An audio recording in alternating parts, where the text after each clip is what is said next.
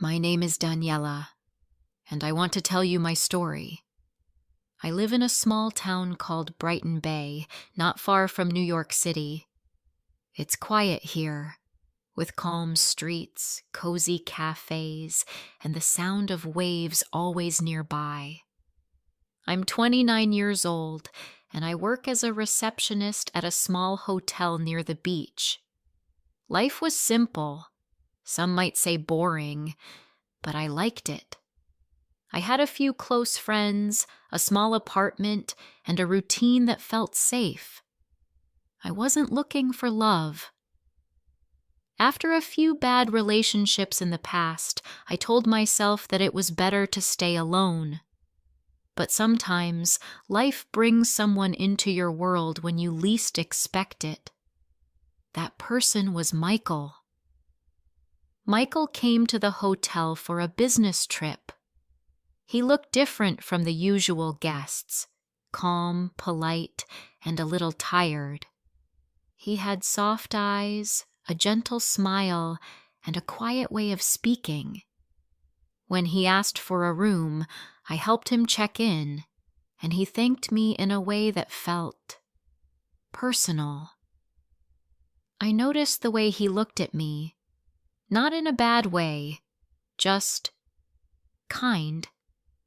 I smiled back without even meaning to. The next morning, he came down to the lobby and asked for directions around town. I told him where to get the best coffee, where the beach was nice and quiet, and which seafood restaurant locals liked best. He listened to me carefully, really listened, and I liked that. Most people don't. After that, we started talking more. He stayed for 2 weeks. Every evening when his work was done, he would come to the lobby and we would chat. Some days we walked along the beach.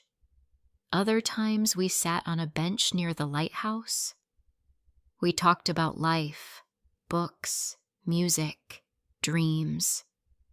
He told me about the stress of his job in the city.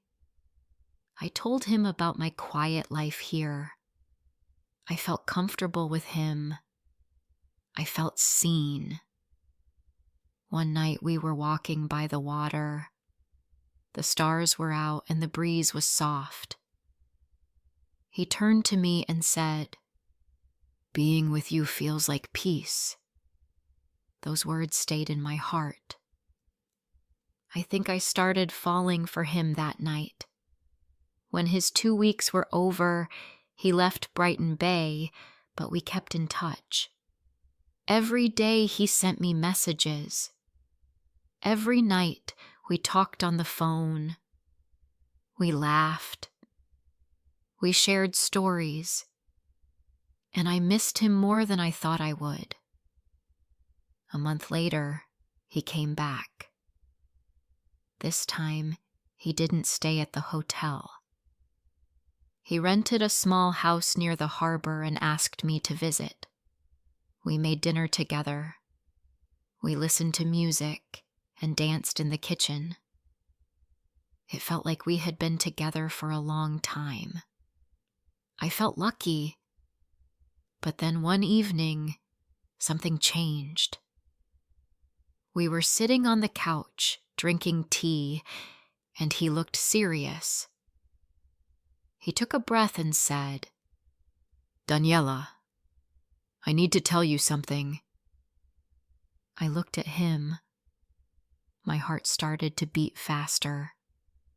"I'm married," he said, looking at the floor. "I have 2 children." My body froze. I couldn't speak. My hands felt cold. I looked away. "I didn't mean to hide it," he said. "I didn't expect to meet you, but my marriage is not good. We live in the same house, but it's not love anymore. I stay for the children. That's all." His voice was low. He sounded sad. but I couldn't say anything. My thoughts were all over the place. I stood up and walked outside. The air was cold, and I could hear the ocean waves. I felt like crying. He followed me out. "I understand if you don't want to see me again," he said. I nodded and walked home. That night, I couldn't sleep. My head was full of questions. Why didn't he tell me before? Why did this happen to me? But I also remembered the way he looked at me, the way he spoke, the way he made me feel safe. I was confused. I wanted to be angry, but I missed him. The next day, he sent me a message. "I'm sorry," it said, "but I miss you." I didn't reply. For days, I felt lost. I couldn't focus at work. I kept checking my phone. My heart and my mind were fighting. I told myself to forget him, but I couldn't. A week later, I saw him again. We met near the beach. I told him I felt hurt, that I didn't like being kept in the dark. He said he understood. He didn't try to excuse it. He only said, "I care about you." And then I stayed. I know it's wrong. I know many people will say I made a bad choice. I know I became the other woman. But at that time, I wanted to believe him. I wanted to believe this was temporary, that maybe one day he would leave his wife, that maybe he would choose me. So we continued in secret. He visited Brighton Bay once or twice a month. He stayed in that little house. I went there after work. We ate together. We talked. Sometimes we watched old movies or just sat in silence. It felt real, but also like a dream that could end any time. We never went out together. We never held hands in public. No photos, no dates, no future plans. Just small moments in a quiet house. But in those moments, he made me feel special. He listened to me. He remembered the little things I said. He helped me cook, made me laugh, brought me books I mentioned once. He made me feel loved. Still, deep inside, I knew the truth. I was not his first choice. I was not part of his real life. I was something on the side, something easy, without problems. And yet, I didn't leave. Why? Because I loved how he made me feel. Because I believed him. Or maybe, because I was afraid to be alone. Those quiet nights with him gave me something to hold on to. Even if it hurt, it was better than nothing. But slowly, things started to change inside me. I stopped smiling the way I used to. I waited for his messages more than I should. I made my schedule around his visits. I said no to friends. I stayed home, always waiting for him to call. My world became smaller. Just him and silence. Sometimes I stood on the beach and asked myself, is this love?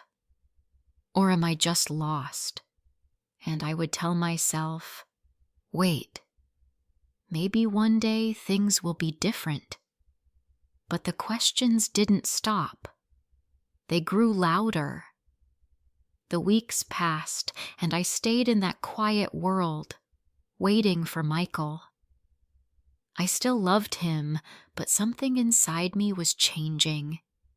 I started to feel tired, not just in my body, but in my heart. I was always waiting for a message, waiting for a visit, waiting for love that was only mine for a few hours at a time. Sometimes he came for a weekend. We stayed in the little house near the harbor. We talked, cooked, and held each other. But when he left, the house felt cold and empty. I looked around and saw only my things. He never left anything behind. No clothes, no photos, no sign that he had ever been there. It was like he lived two lives, and in one of them, I didn't exist. I tried to tell myself that love takes time. I believed he cared about me. Maybe he did. But he still went back to his wife, to his children, to the life where I did not belong. And I began to wonder, why do I let this happen? One night, after he left, I sat by the window and watched the rain fall. I asked myself, what am I doing with my life? I loved someone who could not give me a full heart. I was always second. I had dreams too, a home, a child, a man who would choose me every day. But instead, I had empty rooms and silent nights.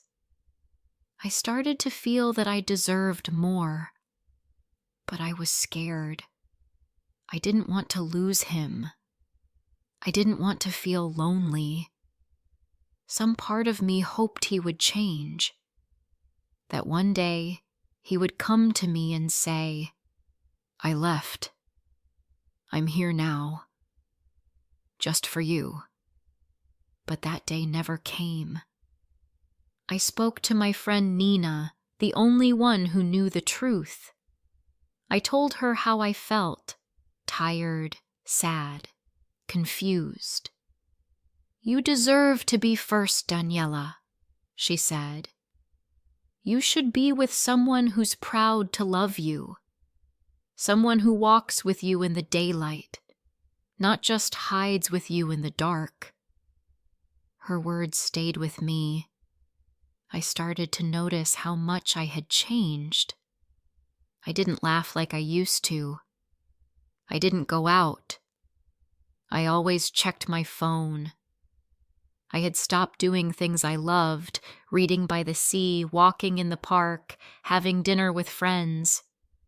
My world had become small, and I was the one who let it happen. One evening, Michael visited again. He smiled, brought flowers, kissed my forehead.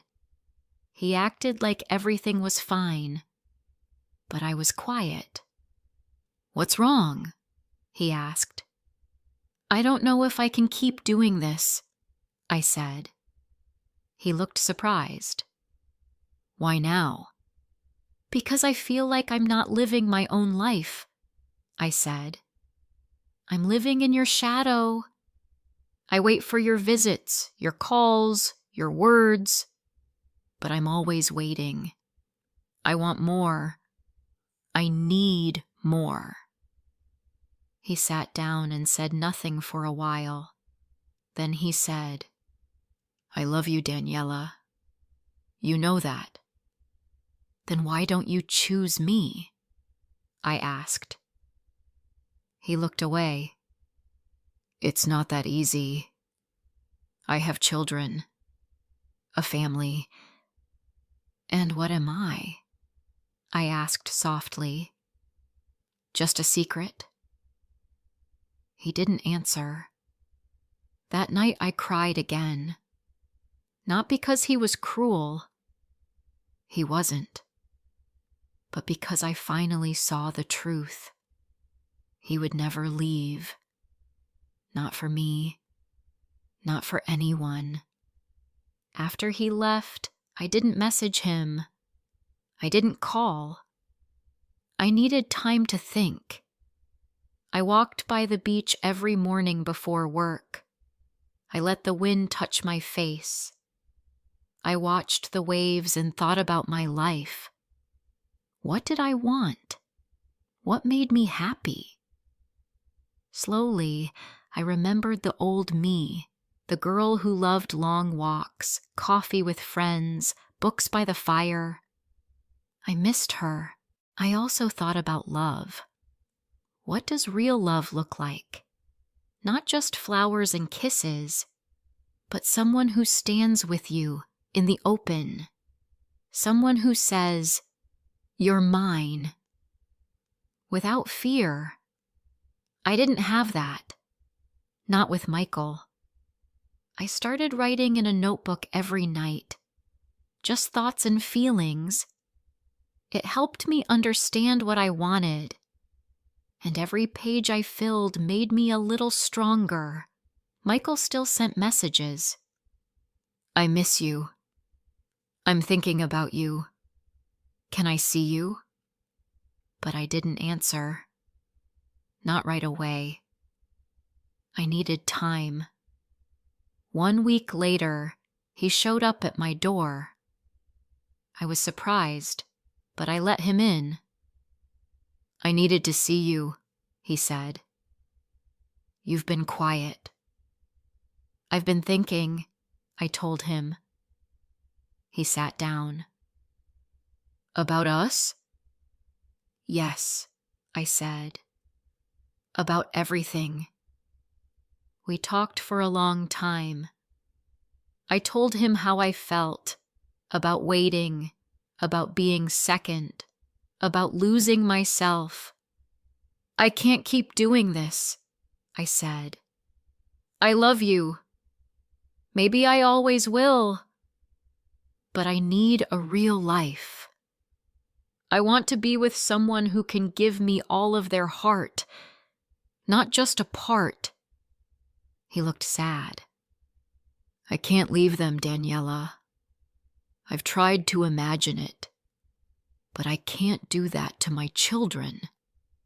I nodded. I understood. But I also understood something else. This was the end.